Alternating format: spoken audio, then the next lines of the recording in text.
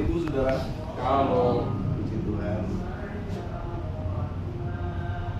Sebenarnya saya tadi berpikir kita cuma berdoa, atau kalau ada renungan firman yang tepatnya ini pasangan suami istri kan.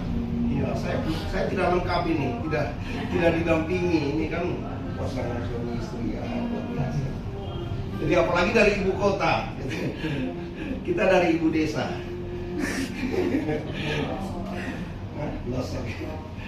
Iya, puji Tuhan. Oke. Tapi setiap saya diberi kesempatan, yang saya tahu pasti bahwa saya sedang mengerjakan pekerjaan atau tugas yang mulia dari Dia, Sang Empunya alam semesta ini. Dia yang empunya kehidupan kita. Dan secara khusus ibadah pada sore hari ini, walaupun itu ibadah dadakan, tapi sama-sama kita menyadari bahwa ini penting, karena ini adalah pertemuan dengan Tuhan. Itu artinya sebuah ibadah. Ibadah adalah bukan hanya sekedar mau ibadah pendek, ibadah panjang, tapi yang namanya ibadah, kita mau ketemu dengan lebih dari semua pembesar yang ada di bumi ini. Kalau kita mau ketemu dengan Gubernur Sulawesi Selatan saja kan tidak gampang. Betul, Pak Rusli yang sebagai Wali Kota Makassar di sini. Tidak gampang ketemu dengan Gubernur Sulawesi Selatan, Wali Kota Makassar saja kita tidak gampang ketemu. Apalagi dengan Prabowo kan, itu harus ada seremoni, ada janjian, terus ada aturannya. Tidak bisa serta-merta kita bisa ketemu dengan pembesar. Dan puji Tuhan kalau kita boleh ketemu dengan Tuhan kapan saja. Ya, tapi tentunya yang terutama bahwa kita harus tahu siapa Dia. Itu siapa Dia yang kita mau ketemu. Makanya tadi saya tanya, boleh tidak pakai celana pendek? Tapi Tuhan mau bilang boleh, kan kita cuma keluarga gitu, santai aja. Tapi Ibu Gembala ini dari Bekasi bilang, jangan, nanti mau khotbah pakai celana panjang. Oke lah, saya ikuti. Jadi sebenarnya sikap hormat itu bukan sebenarnya yang terutama bukan ditentukan dari seperti Komandan Ferry yang pakai celana pendek, bukan itu sebenarnya. Tapi dari hati, gitu. Dari hati kan, bagaimana hati kita itu sungguh-sungguh menyadari bahwa Tuhan ada di sini. Amin. Iya. Jadi hati kita yang menyadari bahwa kita ketemu dengan Tuhan, dengan lebih dari semua pembesar yang ada di bumi ini. Nah, sebelum saya lanjut, ini baru pembukaan kan. Sebelum saya lanjut, sampai berapa lama? Gitu. Tadi tuan rumah bilang pendek, tapi Rusli bilang tidak ada acara yang penting di sana. Gimana? Tadi gimana kata-kata? Tidak ada yang terlalu bagaimana? Jangan santai saja, masih ada sejam. Oke, siap. Jauh perjalanan saya dari Pendolo ke sini. Berapa jam? 15 jam lebih. Ya, Jadi tidak kalau cuma 15 menit. Minimal dikasih kesempatan 1 jam lah. Waduh. Belum apa-apa. Oh. Iya. Yang pertama saya mau ingatkan bahwa pernikahan itu adalah agenda dari Tuhan. Itu bukan agendanya Rusli, Agnes, bukan agendanya kedua orang tua, kedua pasang orang tua, bukan agenda pendeta, tapi itu agenda Tuhan. Dan kalau itu agenda Tuhan, berarti Tuhan berkepentingan atas pernikahan. Sekali lagi, karena itu adalah agenda Tuhan, maka Tuhan berkepentingan atas setiap pernikahan. Sementara banyak kita cuma berpikir tentang pernikahan itu hari H pesta pernikahan, tapi kan itu bukan itu yang terpenting. Itu baru langkah awal. Makanya kebanyakan orang kalau menghadiri pernikahan terus kasih selamat berbahagia.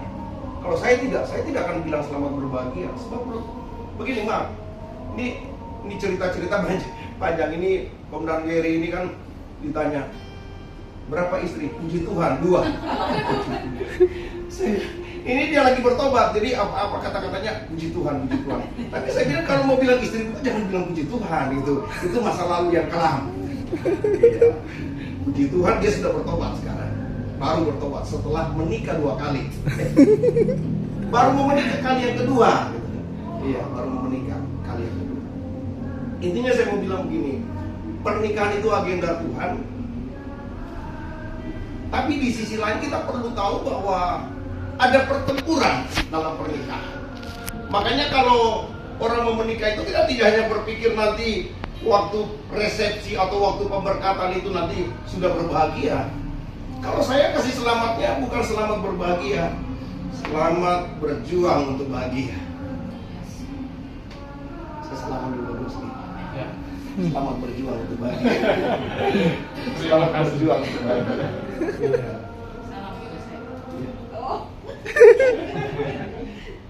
Sementara berjuang. Bagaimana?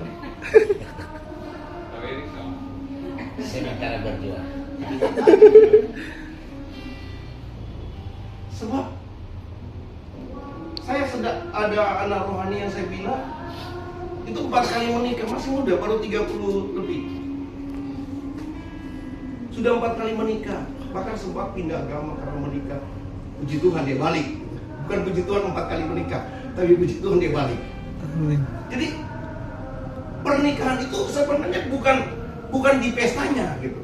Jadi kita mendukung ini, kita mendukung pestanya, kita mendukung persiapan-persiapannya, tapi kita mendukung supaya pernikahan ini seperti tadi, sampai maut memisahkan, katakan amin.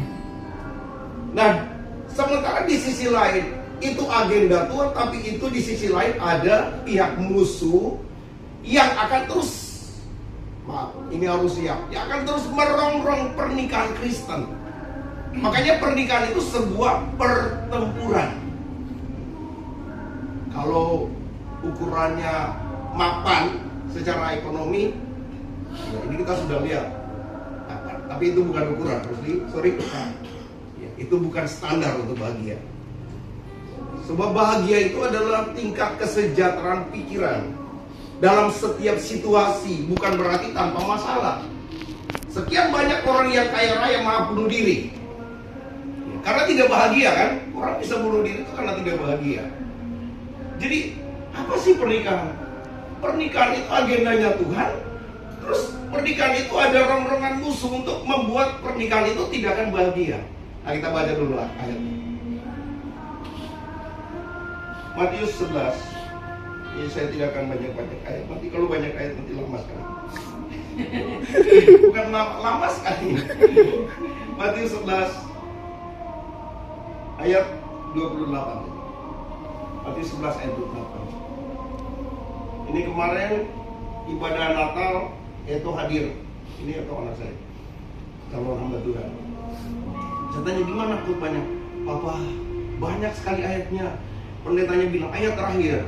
Pendetanya lagi bilang ayat terakhir, ayat terakhir, ayat terakhir. Banyak, dia sudah bilang ayat terakhir, masih lagi ayat terakhir. Terakhir dia bilang ini ayat yang paling terakhir. Nah, gitu. Tapi ini saya kalau bilang satu ayat, serius.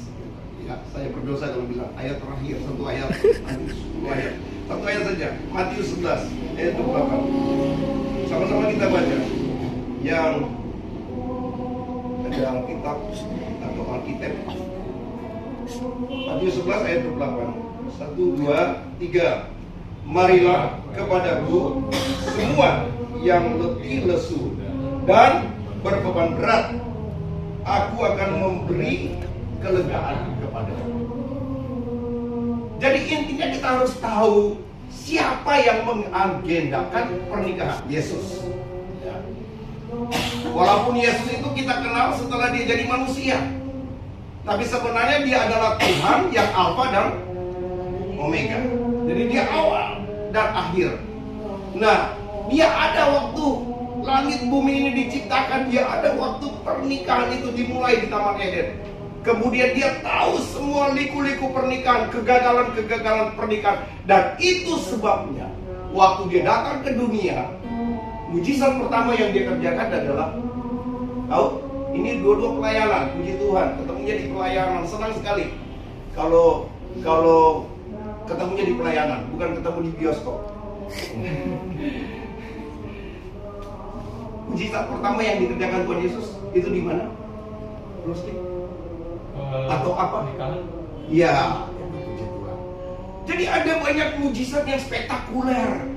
Membangkitkan orang mati itu spektakuler, meneduhkan badai itu spektakuler, dan lain sebagainya. Tapi Alkitab bilang di Yohanes 2, waktu dia datang di pernikahan di Kana, saya tidak usah jelaskan itu, dia memulihkan pernikahan. Alkitab bilang itulah mujizat yang pertama. Artinya yang pertama itu adalah yang prioritas. Jadi Tuhan itu memprioritaskan pernikahan. Bisa bilang amin? Iya. Soal badai, ya itu ada yang namanya free will. Jadi ketika ada badai, kita masing-masing diberikan kebebasan untuk memilih.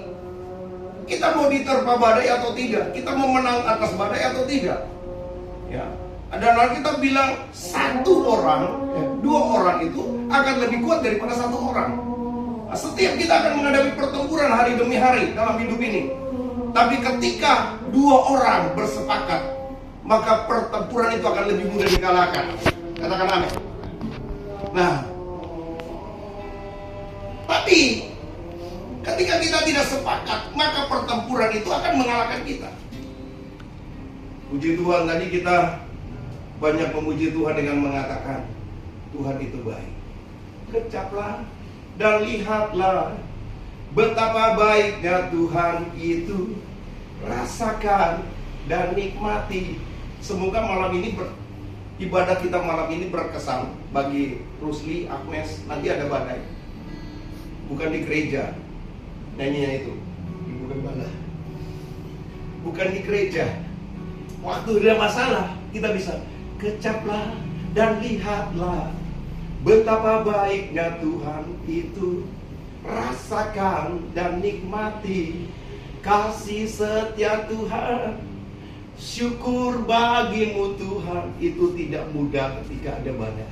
Kalau lagi-lagi begini-begini, aduh gampang sekali nyanyi kayak gini. Nah, sekali lagi saya mau bilang bahwa badai, masalah itu akan datang menyerang siapapun juga, di posisi manapun juga. Bukan soal status kita, bukan soal apa yang melekat pada kita, bukan soal apa yang kita pegang ya.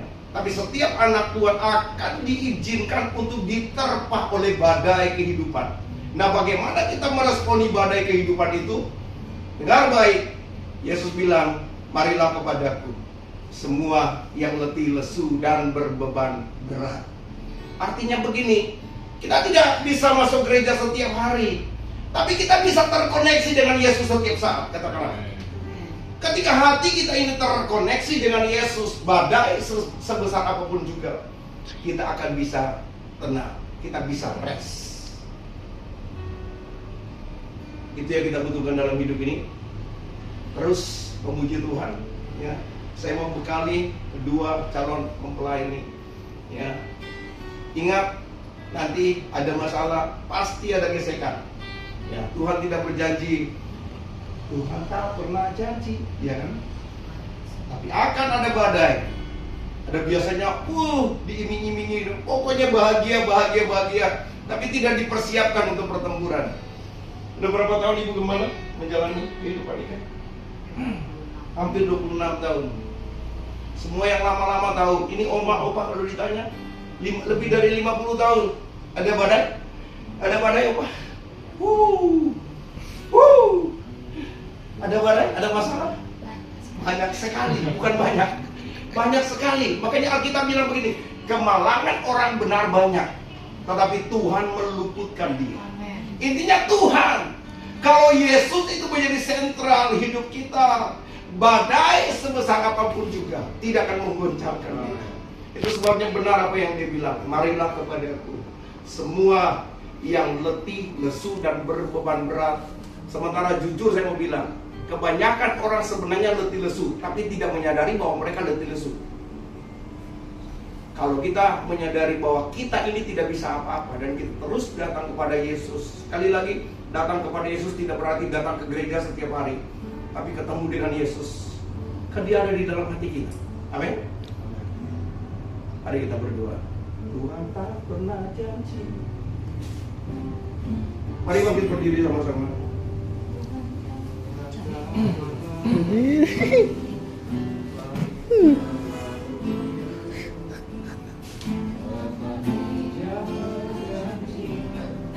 Selalu menyertai. Yes. Tuhan tak pernah janji, jangan selalu datang, tetapi Dia berjanji selalu menyertai. Tuhan tak pernah janji. Tak pernah janji, langit selalu biru, Tetapi Dia berjanji selalu menyertai. Tuhan tak pernah janji, jalan selalu rata, tetapi Dia berjanji berikan kekuatan. Jangan pernah menyerah. Jangan pernah menyerah, Haleluya. jangan berputus Terima asa. kasih Tuhan. Mujizat Tuhan Amin. saat hati menyembah. Amin. Jangan pernah menyerah, jangan berputus asa. Mujizat Tuhan ada bagi yang setia percaya. Lagi dari awal, Tuhan tak pernah janji. Terima kasih Tuhan Yesus. Tuhan tak pernah Engkau janji, setia Tuhan. selalu biru, Oh, tetapi Dia berjanji selalu menyertai. Tuhan tak pernah janji, jangan selalu rata, tetapi Dia berjanji berikan kekuatan. Jangan pernah menyerah. jangan berputus asa. Biara wasa karagana, biara karagana, biara karagana. Hati menyembah, Amin. jangan Haleluya. jangan berputus Terima asa. kasih Tuhan. Mujizat Tuhan ada bagi yang Ya, ya. Jangan pernah menyerah. jangan pernah menyerah, jangan berputus Oh, asa. haleluya. Mujizat Tuhan ada Saat hati menyembah, jangan pernah menyerah, ya Tuhan. jangan berputus asa. Mujizat Tuhan ada bagi yang setia dan percaya.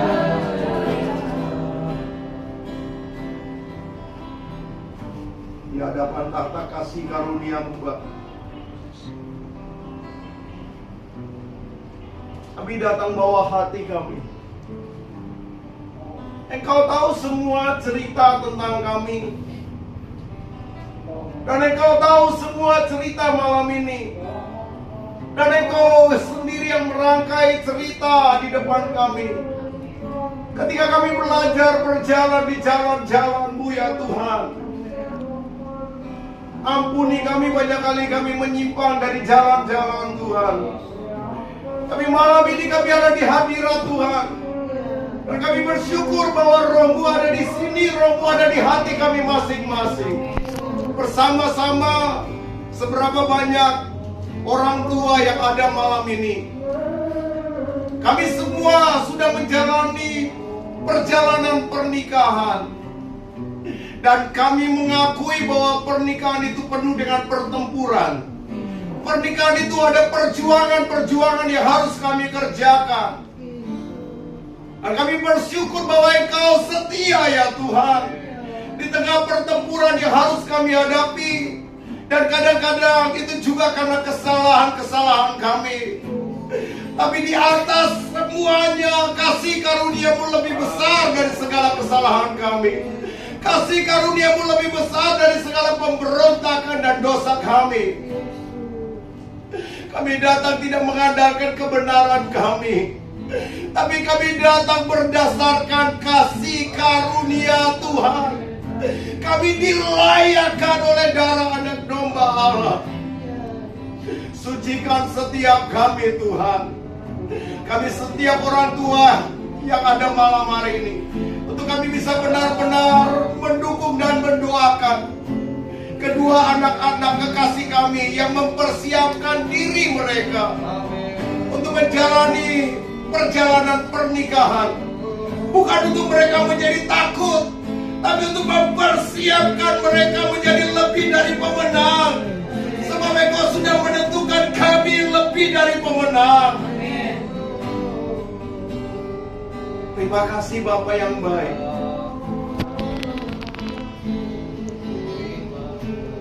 Setiap kami orang tua yang hadir malam hari ini, mulai dari hamba-hamba Tuhan, juga jemaat Tuhan, bahkan orang tua dari Agnes, dengan kerendahan hati kami datang memohon kepada Tuhan, supaya tangan Tuhan sendiri yang menyentuh hatinya Rusli, tangan Tuhan sendiri yang menyentuh hatinya Agnes.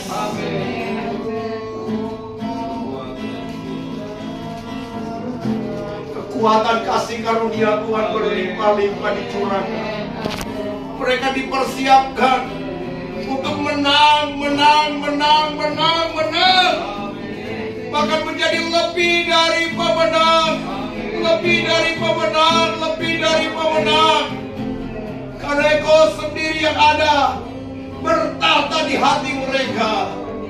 Dan nanti Engkau satu-satunya orang ketiga yang ada di dalam pernikahan mereka. Yesus Kristus Tuhan sebagai pribadi ketiga yang ada di dalam keluarga ini nantinya. Tuhan Yesus, terima kasih untuk kesempatan kami memuji menyembah Tuhan malam ini. Terima kasih untuk kesempatan kami berdoa bersama-sama. Terima kasih untuk kesempatan kami mendengarkan firman-Mu. Biar setiap prinsip kebenaran itu tidak hanya membekali Rusdi dan Agnes, tapi setiap kami diberkati oleh Tuhan dengan setiap prinsip kebenaran yang kami terima pada malam hari ini. Segala puji, segala hormat, segala kemuliaan hanya bagi Tuhan. Terima kasih Bapa yang baik. Seluruh kesibukan-kesibukan yang masih akan dikerjakan oleh keluarga, bahkan juga Rusli dan Agnes masih akan terlibat dengan kesibukan-kesibukan yang ada untuk acara pemberkatan dan resepsi pernikahan. Kami sudah melihat intervensi Tuhan sampai saat ini. Kami mohon supaya Tuhan berdaulat, Tuhan menolong, Tuhan memberkati semua yang dikerjakan. Dan kami akan melihat pada hari hanya pertolongan Tuhan dinyatakan. Terima kasih Bapa yang baik. Teduhkan, tenangkan setiap hati kami, terutama hatinya Rusli dan Agnes, bahkan kedua pasangan orang tua, untuk kami benar-benar dipersiapkan di dalam damai sejahteranya Tuhan. Damai sejahtera-Mu melampaui segala akal, memelihara hati dan pikiran kami. Kami mengucap syukur Bapa, mengakhiri ibadah ini di dalam nama Bapa, Anak dan Roh Kudus, yaitu Tuhan Yesus Kristus. Sama-sama katakan Amin. Silakan duduk. Tuhan berkati. Pada selesai, terima kasih. Selanjutnya mungkin ada wejangan dari Bung dan Ama kepada dua calon mempelai. Kalimatnya nggak panjang, 1 menit. Silakan. Nanti kalau di acara udah nggak Mereka juga habis nikah mau di hotel bulan Kendari, kemudian bulan Maret, jadi nggak ada waktu untuk ngobrol. Ada pesan? Kung atau Ama? Bye-bye Kona gitu ya. Ada pesan-pesan Ama? Bye-bye Kona. Jadi apa-apa kan cucuku. Ah ya. Bilang Nah, sama adikku datang di kasar lantaran sayang aku amin. biar cantik sama aku 80 cantik tapi lantaran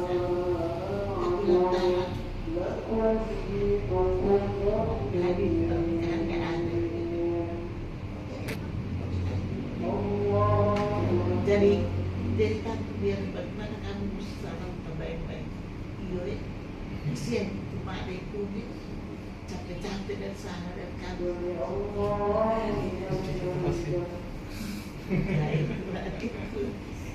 Sayang